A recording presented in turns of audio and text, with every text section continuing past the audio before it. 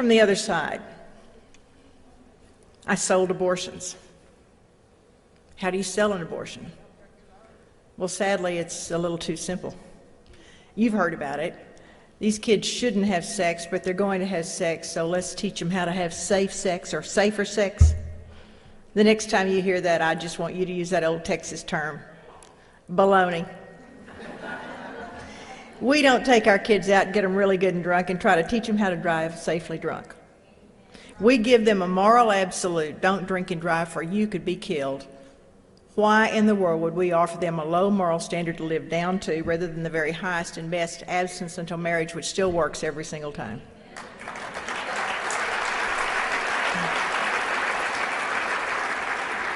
I'm glad to have so many youth here tonight, and there are a couple of things I want you to learn tonight. One is to develop some antenna. Now, what are antenna? Anytime someone tries to get you to laugh at their parents and their values, I want you to remember they're trying to sell you something that is not good for you. Flee from that. Go home and tell your parents. And the other thing is, anytime anyone tries to tell you how to have sex safely or tells you sex can be safe outside of marriage, I want you to run home and tell your parents quickly. Flee from that. The other thing is, some of you probably don't want to talk to your parents about sex.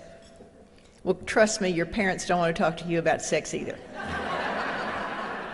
But they are the ones you should talk to because they are the ones who care for you and love you and make those rules because they care. So run home and talk to them when you hear someone like me. Now, our goal was 3 to 5 abortions between the ages of 13 and 18.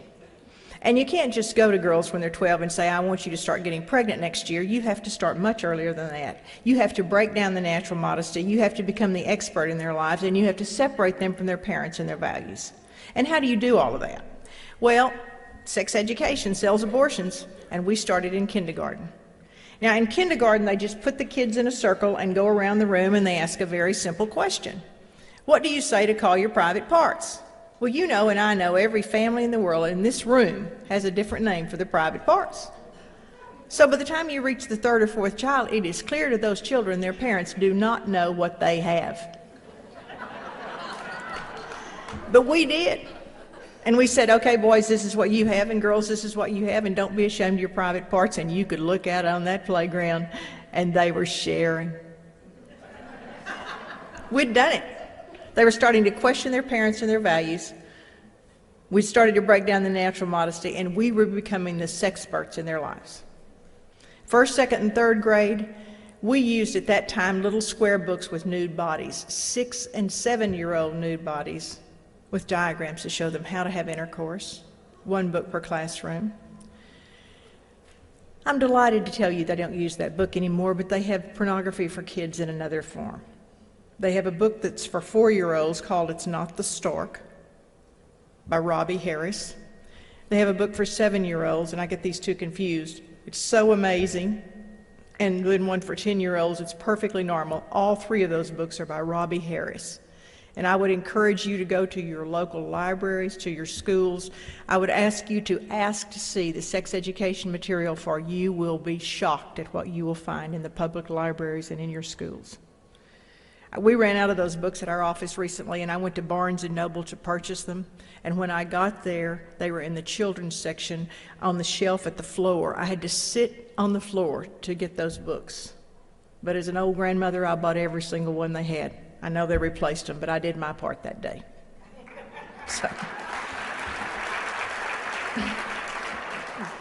In the 4th grade, children are encouraged to masturbate alone and then in groups of 4 or 5 the same sex. Tell me that's normal. And then in the 5th and 6th grade, I came in. And my goal was simple. Now we had to get them sexually active. We had to get them on a low-dose birth control pill they would get pregnant on. And we had to pass out defective condoms or second condoms to those boys. Our goal was 3 to 5 abortions between the ages of 13 and 18. And so I had to get them laughing at their parents. I had to get them nodding with me. I had to be the one that was the smart one here. And so I would say, your parents don't understand you, do they? And of course, half of them thought they didn't. How many of you are mad at your parents right now? Half of them would raise their hands. And I would say, well, have you talked about sex with your parents? Actually, have you picked out somebody you'd like to have sex with? If you started having sex with that person, would your parents help you get some sort of protection to keep you from getting pregnant? Don't worry about that. Here's my card. Licensed counselors, telephone answered 24 hours a day. No one knew. We just sold one product. But this is the sad part.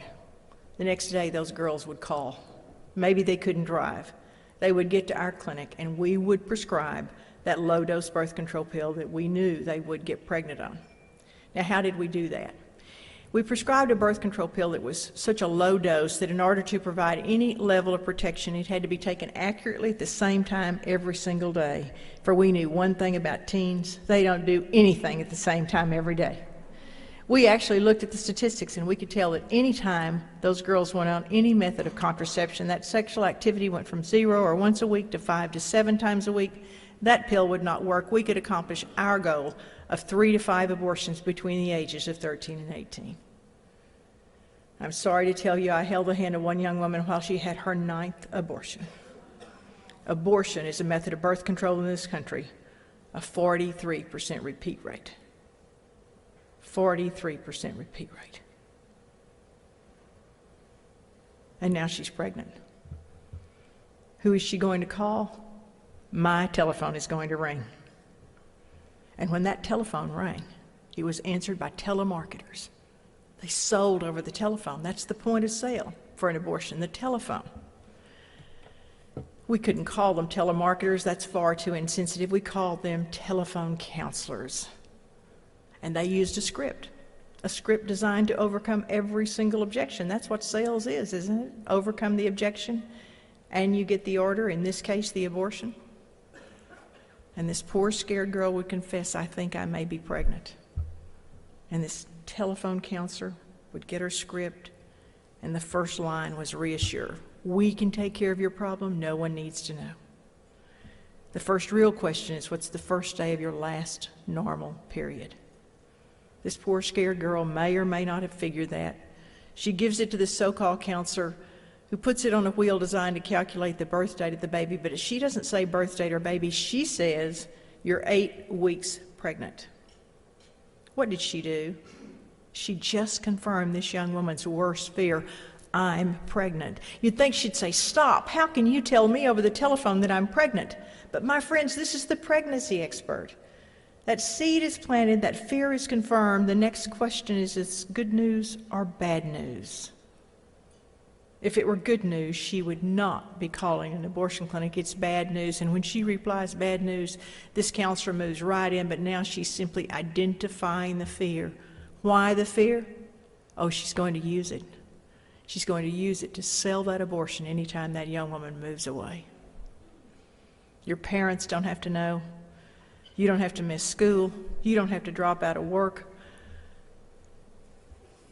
The girl blurts out what the fear is, not realizing she's just armed that counselor with everything she needs to sell that abortion over and over again. Get your money, come on in. If abortions are so good for women, why aren't they free? Because this is still the largest unregulated legal industry in the nation today, second only to illegal drugs.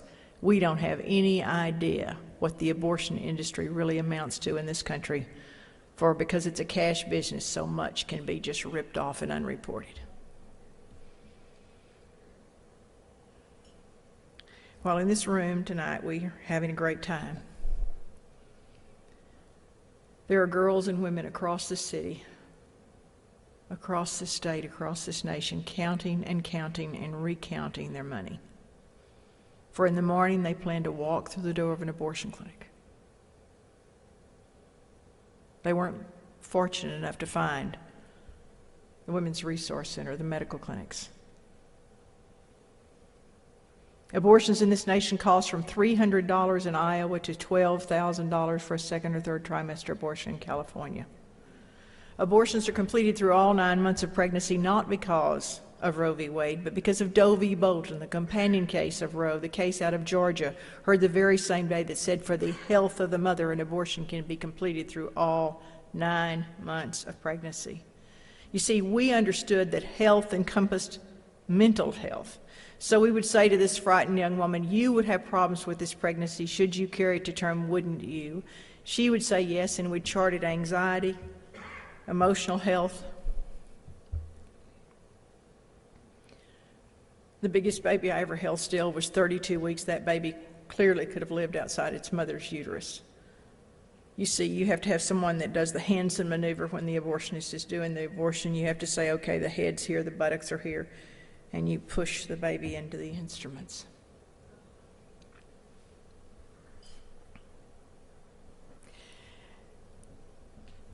The big baby abortions are done first. Why are they done first? Because that woman needs to stay in recovery longer. She's going to lose more blood, more fluids.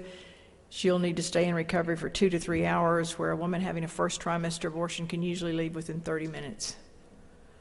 The abortionist fee in the second and third trimester is 50% of the cost of the abortion. So for that $12,000 abortion, the abortionist pockets $6,000. But he can do 3 of those an hour.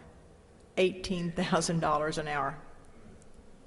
Oh, they don't all do that. We know that over 90% of abortions are first trimester abortions. Let's just use that cheapest abortion in the nation at $300. But in the first trimester, the abortionist fee is a third of the fee, $100. But we had a technique to keep him doing 10 to 12 abortions an hour. We used 2 teams of 2 assistants with each abortionist, and the first team would set up the first young woman, and the doctor would go in to do that abortion, while across the hall, abortion number 2 was readied. Now, when he finished that first abortion, he ran across the hall. He didn't stop to do operative notes. He didn't stop to do a surgical scrub. He went right in to do that abortion, re-gloved, changed gloves, did that second abortion. While in the first room, they had to get the first girl out. They had to clean the room and get girl number 3 up, so when he came across the hall in less than 5 minutes, he could start abortion number 3.